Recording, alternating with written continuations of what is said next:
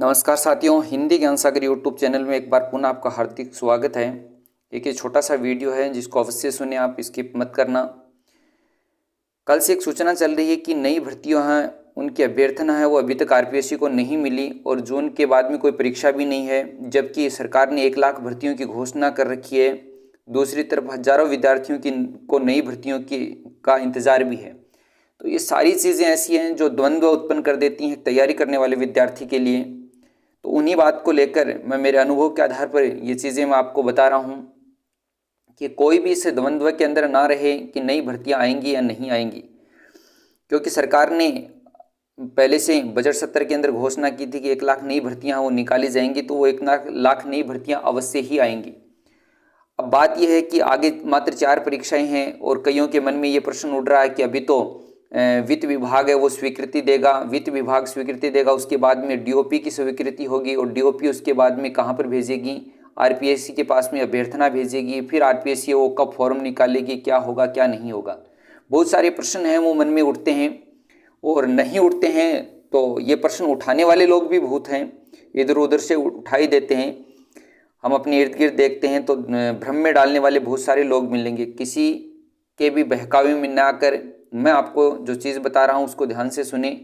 सबसे पहली बात तो यह है कि भर्तियां हैं वो नई अभी तक आ जाती, लेकिन ये भर्तियां क्यों अटकी हुई हैं, इसके पीछे है डीपीसी कि फर्स्ट ग्रेड से आप देख रहे हो कि वाइस प्रिंसिपल से प्रिंसिपल के अंदर डीपीसी हो रही है, उसके बाद में फर्स्ट ग्रेड से फिर वाइस प्रिंसिपल के डीपीसी होगी, फिर सेकेंड ग्रेड से फर्स्ट ग्रेड की डीपीसी है वो होगी।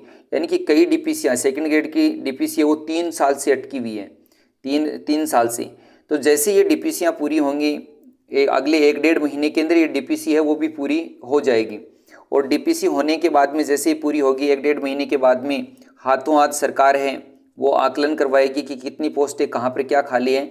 और वैसे भी सरकार को चुनाव के अंदर जाना है, चुनावी वर्ष है और चुनावी वर्ष के अंदर काम बहुत द्रुत गति से होते हैं।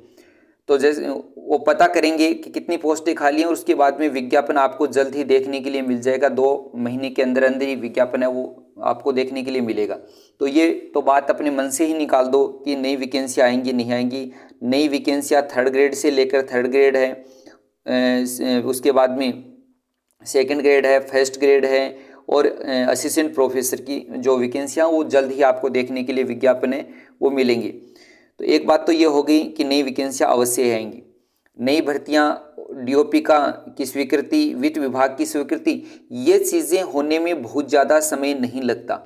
अब किसी को ये भ्रम है सरकार के स्तर पर जब सरकार चाहती है तो हाथों हाथ परीक्षाएं भी हो जाती हैं, स्वीकृतियाँ भी मिल जाती हैं, एग्जाम की डेटें भी आ जाती हैं, सब कुछ हो जाता है। और सरकार नहीं चाहती है तो पता ही है आपको, फिर वही ढाक के 3 पात वाली बात है, कैसे भी उसको लंबा कर सकती है कार्य को। तो ये चीज़ें अपने भ्रम से निकालें और तैयारी है उसको सुचारू रूप से वो चालू रखें। उसके बाद में फर्स्ट ग्रेड की कट ऑफ और सेकंड ग्रेड की जो प्रक्रिया है, सेकंड ग्रेड की प्रक्रिया भी आप देख रहे हो कितनी शांति है। चारों तरफ पता है सबको कि पेपर आउट था, आरपीएससी सदस्य को पकड़ा भी गया है, लेकिन फिर भी चारों तरफ शांति। और ये शांति इस बात का इंडिकेशन है कि ये प्रक्रिया है वो सेकंड ग्रेड की जल्द ही शुरू होने वाली है। जो आंसर की बची हुई आंसर की हैं वो आने वाली हैं और उसके बाद में ये जो 2 गुना का रिजल्ट वगैरह ना वो भी जल्दी ही आएगा। दूसरी बात, फर्स्ट ग्रेड की कट ऑफ की भी बात हम कर लेते हैं। तो फर्स्ट ग्रेड की कट ऑफ की बात हम करें तो पिछले जो रिजल्ट देखे गए हैं उन रिजल्ट्स के अंदर 40% वाले रूल के कारण से स्थिति बहुत एक प्रकार से हम कहें कि भयावह सी स्थिति हो गई है कि पंजाबी जैसे सब्जेक्टों के अंदर 15 पोस्ट हैं, उसके अंदर 4 ही जने मिलते हैं और ये सब कुछ उस 40% वाले नियम के कारण से ये सब कुछ हो रहा है।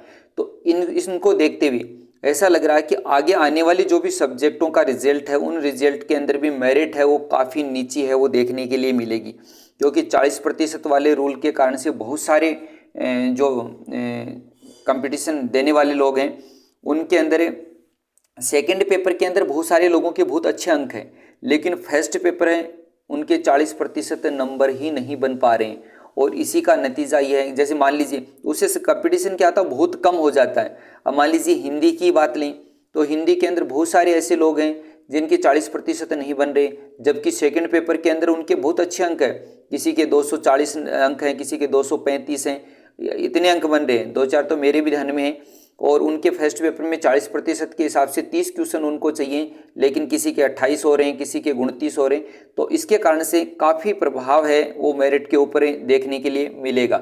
अब कहने वाले तो कुछ भी कहते हैं कि मेरिट इतनी से नीचे नहीं रहेगी, इतनी से नीचे नहीं रहेगी, लेकिन ऐसा कुछ नहीं है। मेरिट है वो कम ही रहेगी। और जो तैयारी करने वाले लोग हैं वो अपनी तैयारी को है वो सुचारू रूप से चालू है वो रखें। किसी भी भ्रम में आने की आवश्यकता नहीं है। नई वैकेंसियाँ जल्द ही आपको देखने के लिए मिलेगी। मात्र मैं यही आपको कहना चाहता था कि कोई भी इस द्वंद्व में आकर अपनी पढ़ाई को धीमा मत कर देना, क्योंकि ये आपके लिए वो समय है जिसके अंदर क्योंकि विज्ञापन आने के बाद में तो वैसे ही दबाव है वो बढ़ना शुरू हो जाता। अब आप खुले मन से तैयारी है वो उसको कर सकते हैं, और अब का जो याद किया हुआ है वो आगे आपको बहुत ज़्यादा फायदा देने वाला है। इसलिए अपनी तैयारी को सुचारू रूप से रखें। कोई ये न सोचे कि नई वैकेंसियाँ आएंगी या नहीं आएंगी। वैकेंसियाँ वो जल्द ही आपको देखने के लिए, विज्ञापन आने के बाद में तो आप कितनी तैयारी करेंगे। तो तैयारी है जो पहले की तैयारी है वही ज़्यादा काम देती है। तो बस आज के लिए इतना ही। धन्यवाद। बाकी बाद में।